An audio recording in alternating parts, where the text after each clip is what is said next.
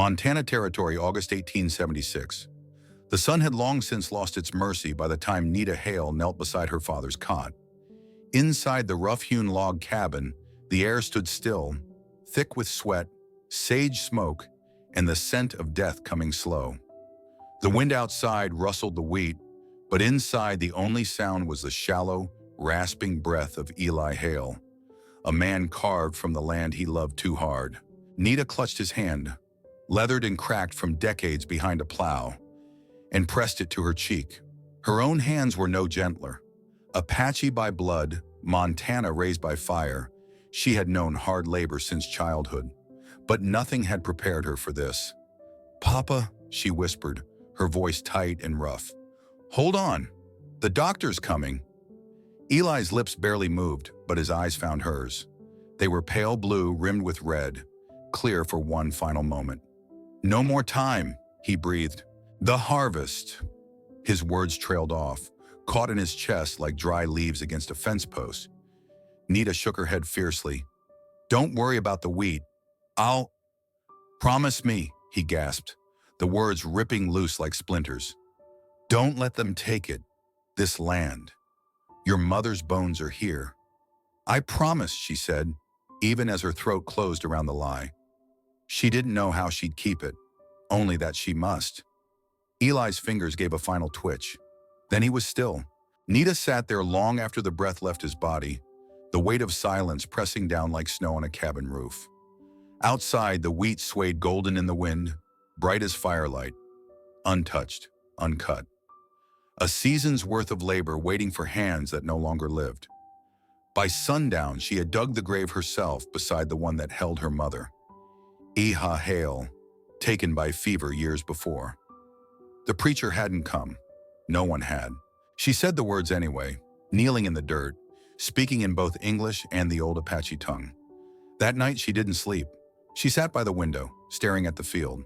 80 acres of ripe wheat, waving like prairie fire in the dusk. If she didn't bring it in before the autumn rains, it would mold, rot, and bury her future along with her father. But how does one woman harvest 80 acres alone? She rose before dawn, laced up her father's boots, too big, too cracked, and pulled his flannel work shirt over her own faded dress. Her braids swung heavy down her back. She tied a strip of red cloth around her wrist, the same her mother once wore during planting season. A charm, a prayer, a thread of strength from the past. The barn door creaked open under her hand. Dust swirled in the morning light. Chickens stirred. The old scythe hung on the wall, rusted, stubborn, still sharp enough to bleed. She took it down and walked into the field. The first row fell slow, then the second. The work was brutal. Back-breaking, wrist-burning, skin-splitting. Blisters bloomed fast. Sweat soaked her shirt by mid-morning. Her arms ached by noon. By sundown, she had cleared maybe 1 acre. 1. She dropped to her knees, palms raw, the scythe blades sticky with sap and blood. The sky above her blazed orange and purple. Somewhere far off, a hawk cried. The wind rolled across the plain, cool and unfeeling. Nita bowed her head. She had made a promise to a dying man, but even her promise had limits, and winter didn't care about broken hearts. By late afternoon, the sun had dipped low enough to paint the wheat in molten gold. Long shadows slicing through the rows like specters of what once was. Eli Hail stood in the middle of the field, shoulders burning, back soaked through, hands raw and wrapped in torn linen. She didn't hear the horse until it was close, soft hooves over dry grass, steady and unhurried. She looked up, squinting into the glare. A lone rider crested the ridge, his silhouette cut sharp against the horizon. Tall in the saddle, coat dusty from the trail, hat brim dipped low over his eyes. The horse beneath him was chestnut, lean and muscled, with the gait of a beast that had known both long roads and long silences. He rode like a man who'd been places and left pieces of himself in each one. When he reached the edge of her field, he dismounted with ease, his boots landing solid on Montana dirt. He didn't smile, didn't swagger, just removed his hat and nodded. "Evening, ma'am," he said, voice low and grainy like coffee grounds. "Name's Abel Harkin. Heard in town the Hail place might be looking for harvest help." Nita's grip on the scythe tightened. She scanned the stranger. Sun-browned skin, weathered jaw, a limp barely noticeable but present. His shirt was patched at the elbow, but his belt was well-oiled and his boots were clean. Not a drifter exactly, more like a man who used to be something else. "You heard wrong," she said. "I don't have coin for hired hands." Abel looked past her, eyes sweeping the field in slow consideration. "That your blood on the blade?" he asked quietly. She didn't answer. He nodded. "I ain't here for coin," he said. "I'm here to work. Just want a place to sleep and a chance to earn it." "I don't need charity." "Wasn't offering any," he said. "Was offering sweat. Got plenty of that left." She studied him. Something about the way he stood, calm, patient, almost reverent toward the land, unsettled her. There was no pity in his eyes, but there was weight, heavy, silent weight, like a man carrying something he couldn't put down. He added almost as an afterthought, "Truth is, I got a debt to square. Not with you, but with this land. Let me help, and when the wheat's in, I'll be gone." Nita didn't know why, but those words stopped her cold. A debt to square, not a handout, not pity, redemption. She looked at the field, at the sun sinking lower. Finally, she said, "The barn's got hay in the loft. You can sleep there." Abel dipped his head once. "That'll do just fine." He walked to his horse and led it toward the barn without another word. Nita watched him go, the quiet in his steps, the way the horse followed without reins, the faintest hitch in his gait. He didn't look back. That night, she didn't sleep much.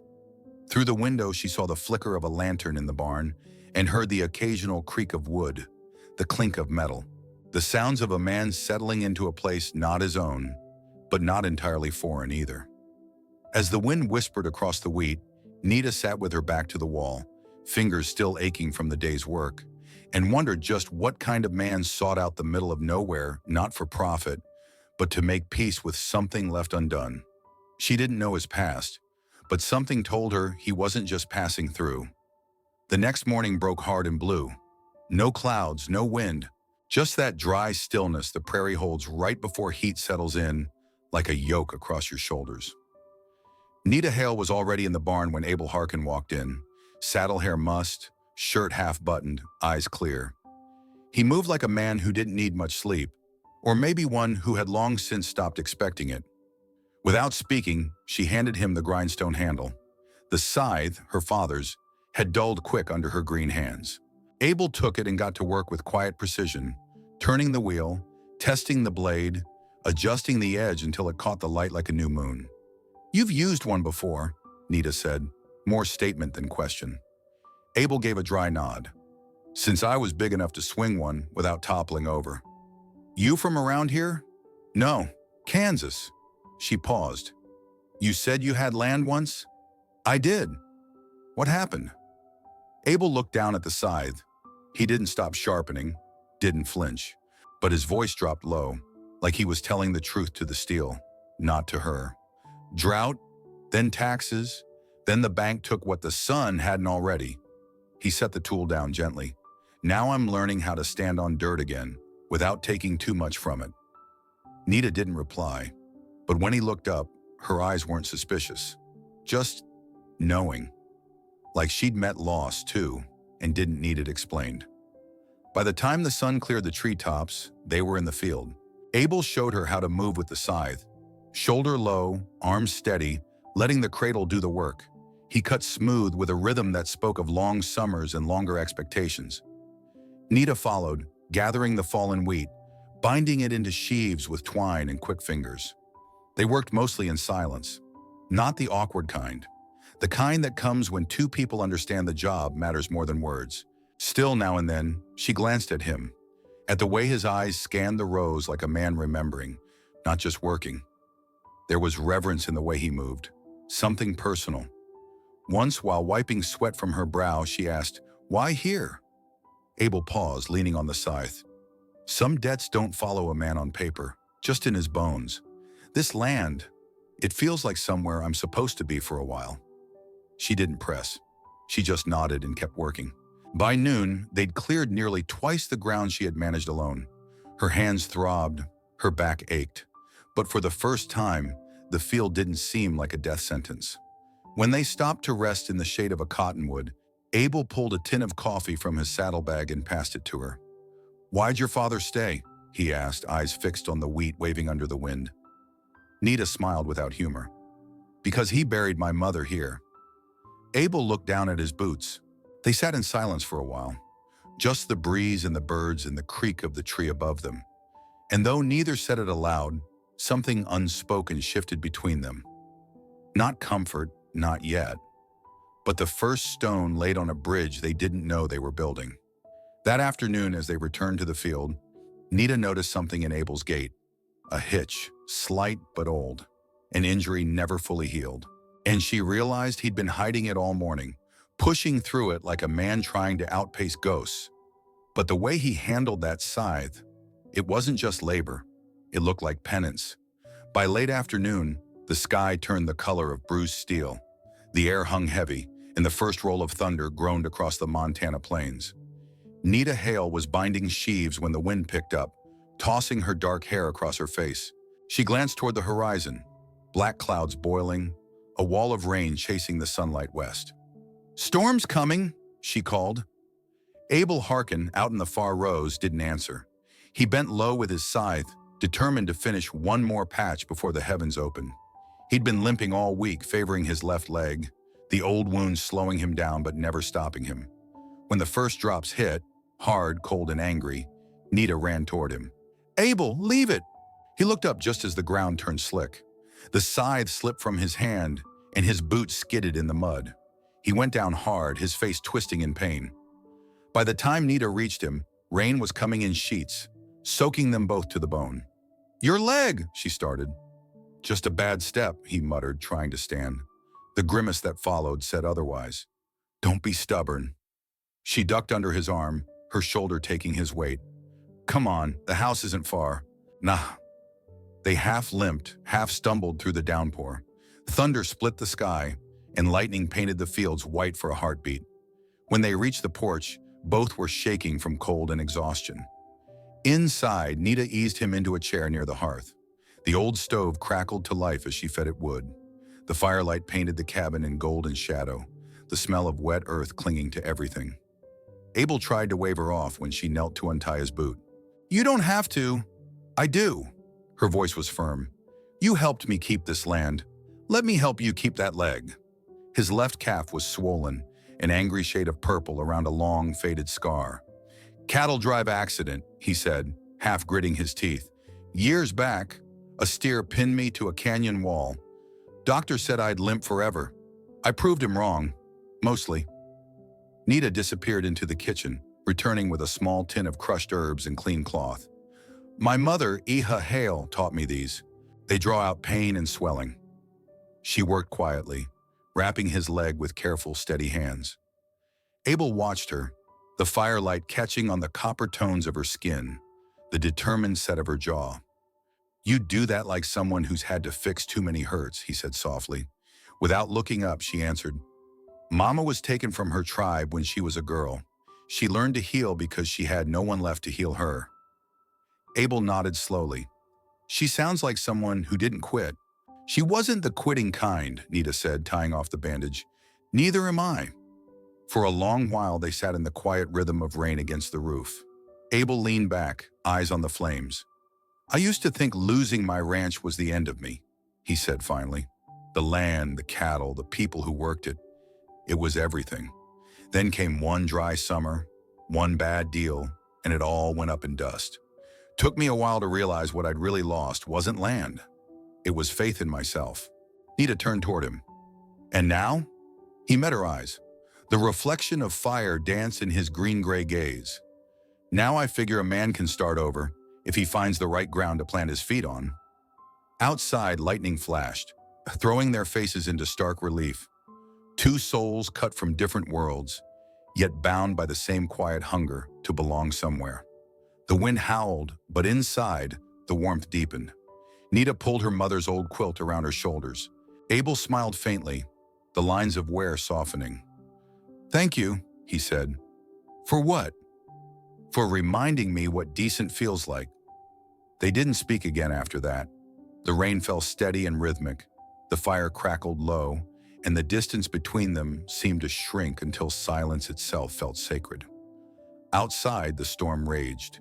Inside, something gentler had begun. By the time the wheat had begun to turn from gold to pale amber, the valley had found something new to talk about.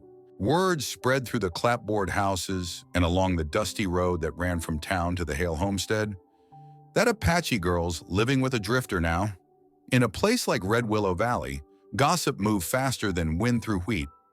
Men at the general store mentioned it between sacks of flour and tobacco. Women murmured it over washing lines. By the end of the week, even the preacher had likely heard. When Clara Weller, the widowed neighbor from 2 miles east, rode up one morning, Nita knew it wasn't just a social call. The older woman dismounted her mare with the stiffness of age and the sharp eyes of someone who'd seen too much and forgotten nothing. She stepped into the cabin without knocking, holding a still warm loaf of bread wrapped in a cloth. "Thought you might need this," Clara said, setting it on the table.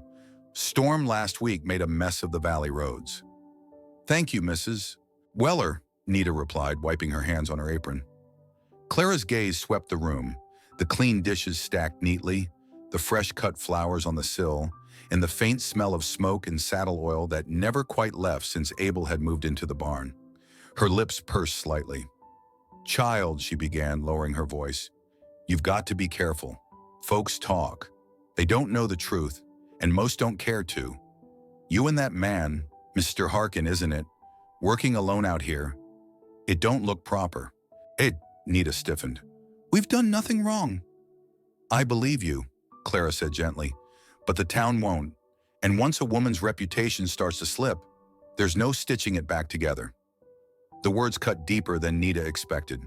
Clara must have seen it because her tone softened. "If you want to stop tongues wagging, you do it the honest way. Invite Pastor Eli Turner to Sunday dinner. Let him see with his own eyes what kind of house you keep. Folks trust a preacher's word more than they trust the truth." Nita hesitated, then nodded. "All right, I'll do it." When Sunday came, the sky was clear and the air smelled of sage and sunlight. Nita rose early, baking cornbread and stew from the last of their salted beef. She brushed her long hair and tied it back with her mother's faded blue ribbon. Abel Harkin, freshly shaven and wearing a clean white shirt that had seen better days, looked almost uneasy as he stepped into the kitchen. "You sure about this?" he asked. "It's the right thing," she said quietly. When Pastor Turner arrived at noon, his buggy pulled by an old gray mule, the house looked brighter than it had in months. The preacher was a tall, kindly man with snow-white hair and the calm eyes of someone who'd buried more people than he'd married. "Miss Hale," he greeted warmly, shaking her hand. "And this must be Mr. Harkin. I've heard you've been a great help around here." Abel smiled politely. "Just doing what I can, sir." They bowed their heads as the preacher said grace. His voice rolled deep and steady like a slow river. "Lord, we thank you for the rain that feeds the soil, for the strength to reap what we've sown, and for the strangers you send our way, not to test us, but to remind us of faith." When the prayer ended, the only sound for a moment was the ticking of the clock and the hum of cicadas outside. Then conversation flowed easily. Pastor Turner asked about the harvest, the weather, and the well-being of the farm. Nita spoke gently, her words respectful but sure. Abel listened, sometimes smiling when the preacher told stories of the early settlers who built the valley with bare hands and quiet belief. As dusk began to color the windows, Gold Pastor Turner leaned back, satisfied. "Your father would be proud, Miss Hale," he said softly. "You've kept his land and his spirit alive." "Thank you, Pastor," Nita said. Her voice caught slightly, but she met his eyes with strength. He turned to Abel. "And you, son, I hope you'll stay a while. Seems to me this place could use a good man's hands." Abel nodded. "We'll see it through, sir." When the preacher's buggy disappeared down the dirt road, the house felt suddenly still. The light from the oil lamp flickered over the table, and Nita glanced at Abel. He was looking back at her, really looking this time. Neither spoke, but in that quiet, heavy moment, something unspoken passed between them. Trust, maybe, or something that might one day grow into it. Outside, the wind moved through the wheat, carrying whispers that, for the first time, didn't sound like gossip at all. The wheat fields had turned the color of old coins under the August sun. For days, the steady rasp of the cradle scythe had been the only sound across the valley. Eli Hail and Abel Harkin worked from dawn until dusk, their movements falling into the rhythm of harvest. The swing of the blade, the gathering of stalks, the quiet breath of endurance. By now, the barn was nearly full. The end was in sight. Yet something restless had settled in Abel's eyes, a weight that grew heavier each evening as the sun went down behind the ridgeline. That night, as the wind cooled and the air carried the scent of dry grass, Abel sat outside sharpening the scythe. The rasp of steel against stone cut through the silence. Inside the house, lamplight flickered through the window, where Nita was cleaning dishes. When she stepped out onto the porch, the moonlight silvered her face, and the wheat behind her swayed like a sea of ghosts. "You've been quiet lately," she said softly. Abel paused, his hands stilling on the whetstone. "There's something I need to tell you, Nita. Something I should have said from the start." Her brow furrowed. "What is it?" He drew in a long breath, eyes fixed on the ground. "I knew your father, Eli Hail, years ago." Nita froze, her pulse quickening. "You knew him?" Abel nodded. "3 summers back, I was driving cattle north. One of my steers broke loose, spooked by thunder, and tore through a section of your father's wheat. I came to pay for the damage, angry with myself, ready for him to throw me off his land." She said nothing, just stared at him as he went on. "Instead," Abel continued, voice low, "he invited me in for coffee, told me not to fret, said a good man isn't measured by what he loses, but by how he makes things right." He gave a short, humorless laugh. "No one ever spoke to me that way before." Nita swallowed hard. "He never told me. I didn't think he would. It was during harvest. You were away visiting kin near Bozeman," he said. The memory flickered in her mind. Her father standing at the porch with that quiet, knowing smile of his. Tears stung her eyes before she realized they'd come. "So that's why you came back?" Abel met her gaze, the firelight glinting in his eyes. "Yes. When I heard he'd passed, and that you were here, trying to finish the work alone, I couldn't ride on. I owed him. Maybe I owed both of you." The night wind picked up, carrying the dry whisper of the wheat across the field. Nita stepped closer, her voice barely above a whisper. "You don't owe me anything, Abel." He shook his head. "That's where you're wrong. Your father showed me more grace in one afternoon than I'd found in all my years. I told myself I'd pay it forward someday. I just didn't expect it to bring me here." For a long moment, neither spoke. The air between them was thick with something fragile and unspoken. Trust, forgiveness, maybe something more. Finally, Nita said quietly, "My father would not be angry, you know. He believed in men who stood back up after they fell." Abel looked away, jaw tightening. "I'm not sure I've stood up yet." "Then maybe that's what this harvest is for," she said, her tone gentle but certain. "Not just the wheat, but you finding your feet again." He looked at her then, really looked, and for the first time in years, Abel Harkin felt the tightness in his chest loosen. The whetstone slipped from his hand and fell softly into the dirt. "Maybe so," he whispered. Behind them, lightning flickered faintly on the far horizon, a storm forming miles away. But for now the night was calm, the fields glowing pale beneath the moon, and between them stretched not the distance of guilt, but the beginning of something like peace. By sundown, the air felt heavy again, thick with the kind of stillness that only comes before a storm. The wheat fields shimmered under a bruised sky, every stalk bending as if the earth itself were holding its breath. Eli Hail stood at the doorway, watching the horizon turn black. "Not again," she whispered. Out in the barn, Abel Harkin was tying down the last of the grain sacks when the first low rumble rolled across the valley. "We'd better cover the rest," he shouted, his voice nearly swallowed by the rising wind. Together they ran into the open field, hauling heavy tarps over the mounds of freshly cut wheat. The wind tore at the fabric like a wild animal. Rain began in hard, stinging drops that turned to sheets within seconds. Thunder cracked so close it rattled her bones. "Hold it steady," Abel called, gripping one edge of the tarp. His hat blew off, disappearing into the storm. Nita pressed her weight against the other side, her hair whipping across her face. her clothes plastered to her skin. For a moment, lightning lit the world white, her small frame against the wildness of nature, and Abel saw in her the same fierce strength he'd seen the first day he met her. Then came the wind's fury. The tarp ripped free, snapping like gunfire before it flew into the night. They stood panting, soaked through, watching the rain pound down. "It's no use," she shouted. He nodded. "Come on." They ran, slipping through the mud, splashing toward the barn. The door slammed behind them as Abel pushed it shut against the gale. Inside, the dim glow of a lantern flickered, trembling under the drafts. The horses stamped nervously in their stalls. Both of them were drenched, mud-streaked, breathless, and shivering. Nita's braid had come undone, strands of black hair clinging to her face. Abel ran a hand through his soaked hair, laughing under his breath. "Hell of a storm," he muttered. She smiled faintly, hugging her arms for warmth. "Montana doesn't do anything halfway." Abel pulled a blanket from the tack wall and draped it over her shoulders. His hands brushed her arms, rough, calloused, warm despite the cold. For a moment, neither moved. The sound of rain on the tin roof filled the silence. He looked down at her, his voice low. "I've been all over this country, slept under stars in barns, beside men and horses. Thought maybe I'd keep drifting till I died.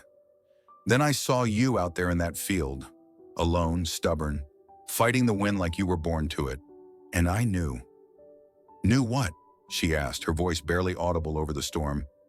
"That I'd found the place I was supposed to stop." Nita's breath caught. Her eyes, dark as river stone, searched his. The lantern's glow flickered between them, painting their faces in golden shadow. "Then don't go anymore," she whispered. Abel took a slow step forward. The space between them closed like a door swinging shut. He reached for her hand, his thumb brushing over her knuckles. The rain roared harder, drowning the world outside. He leaned closer, and for a heartbeat, they just breathed.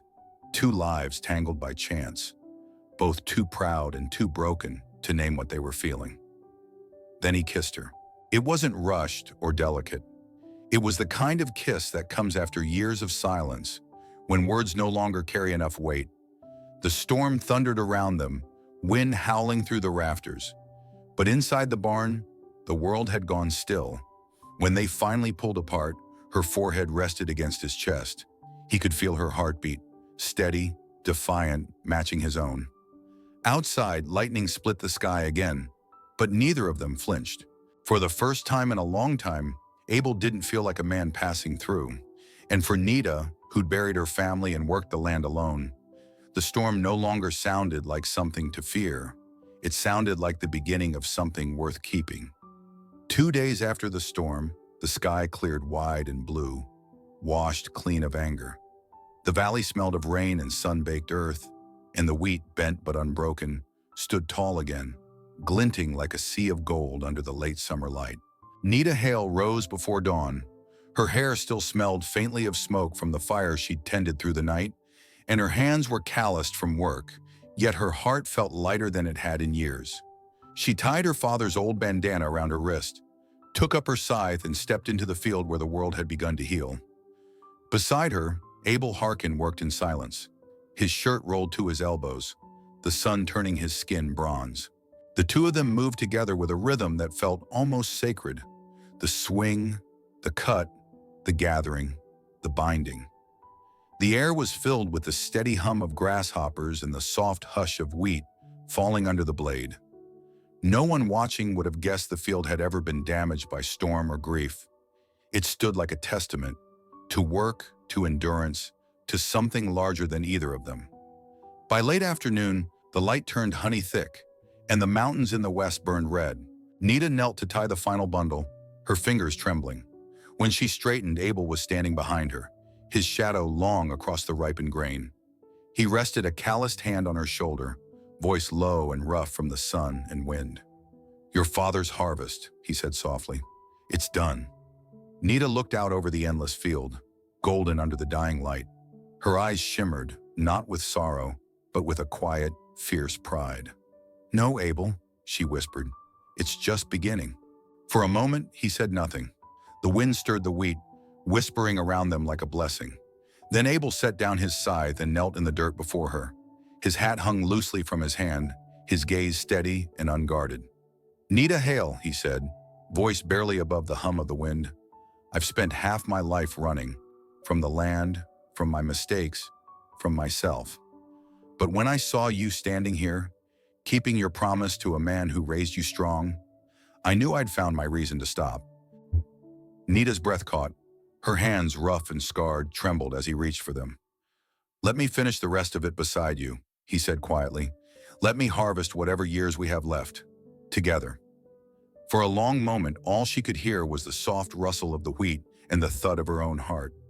Then she smiled, the corners of her eyes shining. Her answer came not in words, but in the way she knelt beside him, her hand resting atop his. The sun slid lower, painting them both in amber light. Tears mingled with dust on her cheeks, and when she finally spoke, her voice trembled between laughter and relief. "You've already started, Abel." He rose, pulling her gently to her feet. The sky above them blazed orange, and the wheat bowed around them as if the earth itself was paying respect.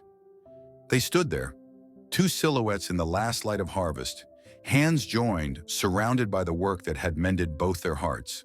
As the wind swept through the field one final time, it carried away the loneliness that had once lived there, leaving only peace and the quiet beginning of forever. By late October, the valley had turned the color of fire and rust. The wheat was long stored away, the barns full, and the wind that swept through Red Willow carried the first chill of winter. But for once, it was a kind wind, soft, steady, almost tender. It carried whispers of joy instead of gossip. The town had finally stopped talking about the Apache girl and her drifter. Now they talked about the wedding. It took place on a Sunday afternoon in the small wooden chapel near the ridge, the same one Pastor Eli Turner had helped build with his own hands 40 years before. The white paint had peeled and the steeple leaned slightly, but when the bell rang that morning, it sounded pure and clear against the wide Montana sky. Inside, the pews filled with townsfolk, farmers, ranchers, merchants, even a few cowhands who drifted through to pay respect. Clara Weller, wearing her best black dress and silver hair pinned neat, stood proudly beside the bride. She had become something of a mother figure to Nita Hail, and she fussed over her until the final moment, straightening the lace veil that framed the young woman's copper-dark face. Nita's dress was simple, but it glowed with meaning. She had sewn it herself from her mother's old blouse and bits of white linen traded in town. The sleeves were uneven, the stitching a little rough, but when she stepped into the sunlight, she looked radiant, like something the land itself had grown. Out front, Abel Harkin waited by the altar. He had shaved clean, though a shadow of stubble had already returned by morning. His best shirt, faded white, patched at the elbows, was tucked neatly beneath a worn black vest. In his hands, he held a small bouquet of wildflowers Nita had picked that morning from the field behind the house. When she entered the chapel, every sound seemed to hush. Even the wooden floorboards creaked softly under her steps, as if holding their breath. Abel's gaze lifted, and for a long moment, neither moved. She smiled faintly, and he forgot to breathe. Pastor Turner's voice filled the room, calm and sure.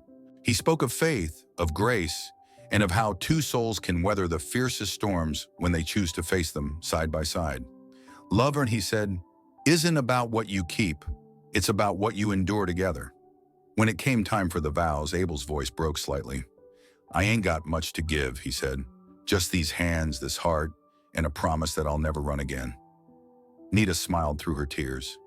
"And I'll never let the wind take what we've built." A ripple of quiet laughter filled the chapel.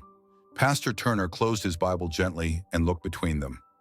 "Then by the grace of God and the strength of your own hearts, you may kiss the bride." The room erupted in applause, but as Abel leaned forward, the sound faded behind them. A sudden gust slipped through the open window, carrying the scent of wheat, pine, and faraway rain. The wind brushed against them like a blessing from the valley itself. Abel rested his forehead against hers and whispered, "Welcome home, Mrs. Harkin." Nita smiled, eyes shining. "I came home the day you walked into my field." Outside, the sun broke through the clouds, and the golden light spilled over the chapel steps. As they walked out hand in hand, Clara Weller tossed wildflower petals into the air, and the wind caught them, spinning them high until they glittered like small stars. The town's bell rang once more, its echo rolling through the valley. Somewhere in that sound was a promise, soft but certain, that this love, born from toil and forgiveness, would endure longer than the harvest, longer than the wind itself. Years rolled by like the turning of seasons. The valley that had once known silence now echoed with life. Children's laughter, the low hum of horses in the pasture, the sound of hammers and wheels and song. Nita and Abel Harkin built their home from the same boards Eli Hail once cut by hand. What began as a single field grew into a sprawling ranch, its fences stretching far across the Montana plain. The house smelled of coffee and wildflowers, of hearth smoke and rain. The air, once haunted by loss, now held the weight of belonging. Their 3 children, May, Jace, and Lila, ran barefoot through the wheat, their shouts scattering the sparrows that darted above the fields. Each one carried something of their parents. May's quiet strength, Jace's restless spirit, Lila's laughter that could calm a storm. Abel would stand on the porch most mornings, coffee steaming in his hand, and watch them chase the sunrise. Sometimes he'd glance toward the barn where his old saddle still hung. The drifter he'd once been was long gone, but the road had left its dust deep in his bones. And yet, when he turned back to see Nita standing in the doorway, her hair streaked with silver now, her eyes still fierce as the day he'd met her, he knew he'd never need to wander again. 10 years to the day after Eli Hail's passing, the family rode out to the old oak tree that shaded the small grave on the hill. The wheat whispered around them as Abel carried a smooth slab of sandstone in his arms, its letters carefully carved. Eli Hail, 1829 to 1876. The earth keeps those who keep their word. Nita knelt beside it, her fingers brushing the carved words as the wind tugged gently at her shawl. She didn't cry. There were no tears left for grief, only for gratitude. Abel laid a hand on her shoulder. His voice was low, steady, filled with the weight of every mile he'd traveled to reach this place. "He gave you this land," he said, "and he gave me a reason to stop running." Nita looked up at him, her expression soft but sure. "My father always said the land doesn't just feed us, it tests us. And I think we passed." Abel smiled, his weathered face creasing at the corners. "There's no harvest greater than the one you never expect." The children were laughing again, their small hands brushing the tall wheat as they chased each other through the field. The sun sat low, turning everything it touched to gold. The land, the wind, their faces. For a while they all stood there together, the family and the memory of the man who had planted more than grain in that soil. As evening fell, the prairie came alive with sound. The chirp of crickets, the sigh of the wind through the stalks, the faint call of a hawk somewhere high above. The air smelled of ripe wheat and warm dust. Nita reached for Abel's hand, her fingers lacing with his. "You hear that?" she asked softly. He tilted his head. "The wind?" She nodded. "It's him, still watching, still proud." They stood like that until the light faded, 2 silhouettes carved against the endless horizon, their children dancing through the amber glow of sunset. And as the first stars blinked awake in the wide Montana sky, Nita knew what her father had meant all those years ago. That love and courage, once planted deep, would keep growing long after you were gone. Somewhere between the wheat and the wind, their story became part of the land itself, quiet, eternal, and alive.